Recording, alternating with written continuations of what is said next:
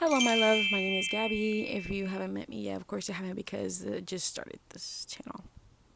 I love books. Today I'm going to show you guys the books that got me back into reading. Before this, I had not read for like years, eons, okay? This is a story about this first book. It was the most randomest thing. Guys, I just had a baby 4 months ago. Congratulations. Thank you. He's doing so good. He's doing amazing. My little chunker. He would wake up during the night. I was like, I don't want to keep playing like silly little games, which is that's what you do. Great. Do you, boo. But for me, I felt horrible doing that. I didn't want to do that. I wanted to do something a little bit better. So I was like, let me just read. And then I found out with my Prime subscription, I had no idea. Guys, there's so many hidden Prime things or whatever that I didn't know that we had. You get what I'm trying to say. I had no idea that you could read books with Amazon Prime. And so what did I do? I was like, okay, let's go to Amazon Prime and find a book. I started reading on my phone, and the book that caught my attention is none other than Emily McIntyre's Hooked. They're kind of tight in there. Hold on. Here we go. It is Hooked by Emily McIntyre. This book got me kicking my feet off the corner of the bed type thing, like giggling like a little girl. Emily McIntyre, the word that you are. James, the man that you are. Got it? Okay. The synopsis of this book is basically kind of a retelling. She says it's not a retelling, but I like to say that anyway. It's a retelling of Peter Pan. The villain is the morally gray one, obviously.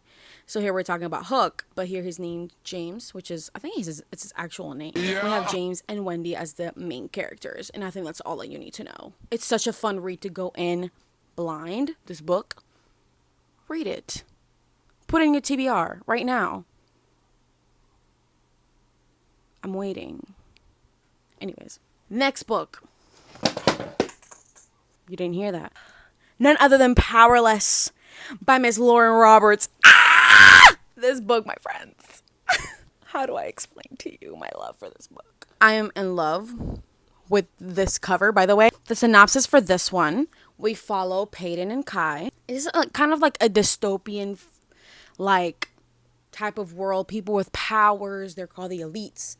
And people that don't have any powers, they're called ordinaries. Peyton is an ordinary. Kai is the prince, the enforcer, which means that he kills anyone who is an ordinary. He's also an elite. I feel like that's all you need to know. Sworn enemies. If you were to ask my husband, don't hate me. I complained quite a bit reading this book because I felt like it just was going so slow, super slow. And the reason for that, it might actually be my fault because I like to read a bunch of different books at the same time. And if one book catches my attention, I will literally put down all the other books and read just that one. It would happen a couple times. A book would catch my attention.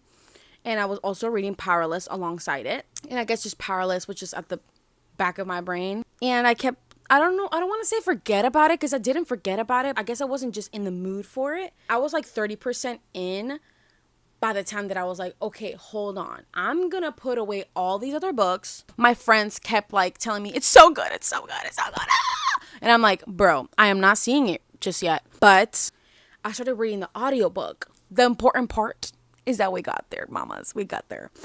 And I'm now a Powerless lover. Mind you, that's why I have Powerful right there. And we'll talk about that one for a second, okay? But anyways, see this? It says, hunted, hunter, destined for each other. Oh yeah, destined for each other, of course. Just to put that out there, ends on a cliffhanger. For all my friends that don't like any spice, this is perfect for you. Why? Because the tension. I cannot put it into words for you. I can't. Because Kai, every single line that comes out of your mouth is art. Absolute and utter art. That is all I can say about that. Those two books, they were 5 stars for me. Some people are going to hate me for this. Maybe not hate me. Why would you hate me over a book? You might not like this one too. I don't know. It's not controversial, but it's just like, okay, that's garbage. Why you read that garbage? I don't care. And we're going to put it in my video. Anyways, it's The Housemaid by Freida McFadden. By the way, this is getting a movie. I really hope they don't mess it up. Synopsis of this one is, let me remember what the book was.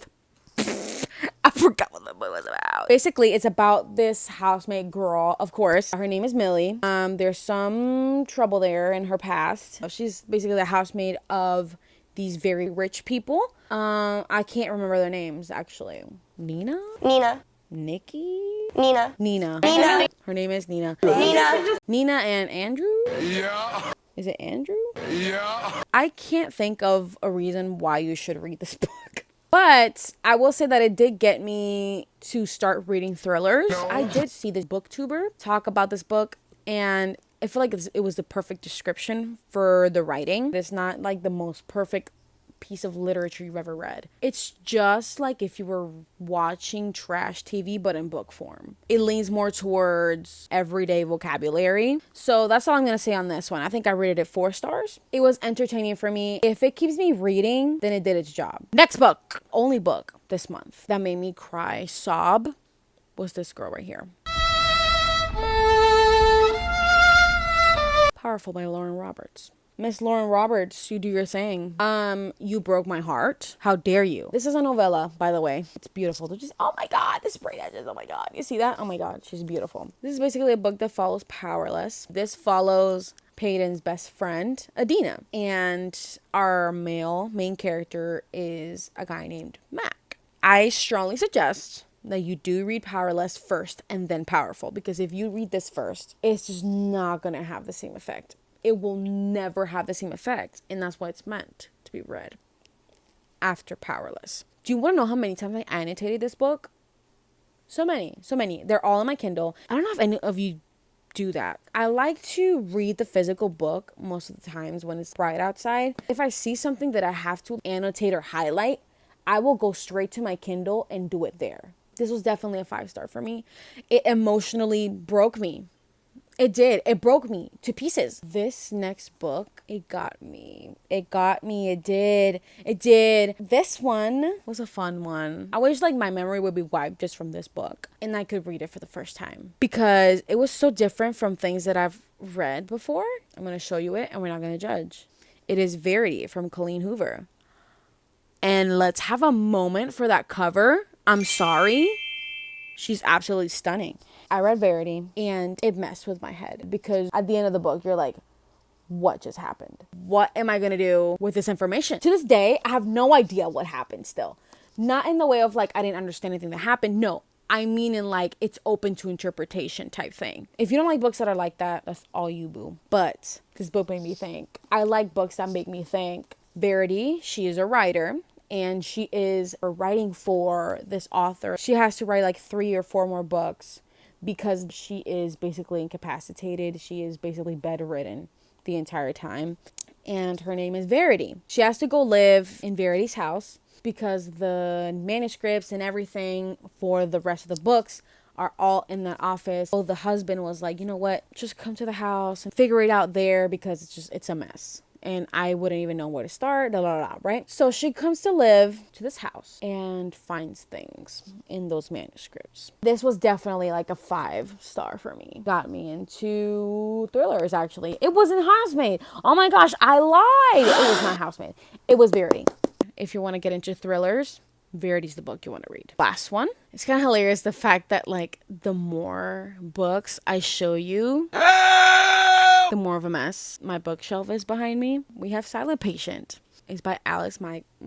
Yeah. Oh my gosh, this book was so good. It was a slow burn for sure, but it was worth it for the end. It was so worth it, guys. I don't even know how to explain to you how amazing that plot twist was. The way that I was like, my husband had already read it, and I was like, it's so slow, like I'm just gonna DNF it. And my husband goes, no, don't you dare think of doing that. And I'm like, I'm done with it, bro. My husband had to give me a little bit of a spoiler here and there. And I'm like, no, you're right. I do have to read this. I will not give you a spoiler, but just trust me when I say this book is good. This book is good. Even if it's slow, it will be good in the end, okay? it is a reward. We follow the psychotherapist Theo, and he learns about Alicia's story. Alicia is the silent patient. She shot her husband Gabriel one night, and the second that Gabriel died, she did not speak at all. And Theo is just curious about why that is, what the actual story is as well. This is a crazy one, and you need to like buckle in. I'm so dramatic. Yeah, read this one. I think that's pretty much all the books that got me into reading right now. Oh, and then one more book that is going to be very controversial that I will not speak of just yet, but I'm basically going to make another video about books that I thought were going to be amazing and disappointed me. So stay tuned for that. Feel free to tell me what your TBR is down in the comments. Feel free to tell me your opinion about any of these books in the comments as well. I like to get conversations started. I don't know how to end this, so I'm just going to say bye for now.